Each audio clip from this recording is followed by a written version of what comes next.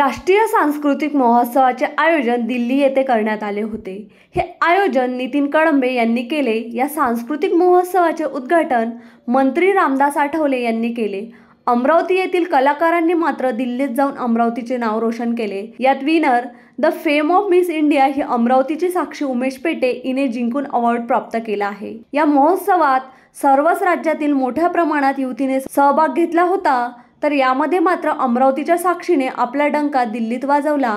त्यामुळे अमरावतीकरांनी तिचे अभिनंदनसह जोरदार स्वागत केले आहे। केंद्रीय मंत्री रामदास आठवले यांनी सुद्धा साक्षी हिचे कार्यक्रमस्थळी अभिनंदन केले। आयोजक नितीन कळंबे यांनी सुद्धा साक्षीचे अभिनंदन केले। अमरावती येथील professional makeup artist Rajnandini bridal अकॅडमीच्या संचालिका नंदिनी घोरमाडे यांनी सुद्धा तिचे अभिनंदन केले आहे। केंद्रीय मानवाधिकार सुरक्षा संघटनेच्या वतीने तिचे अभिनंदन करून शुभेच्छा दिल्या आहे। Bureau report the sting operation news Amravati.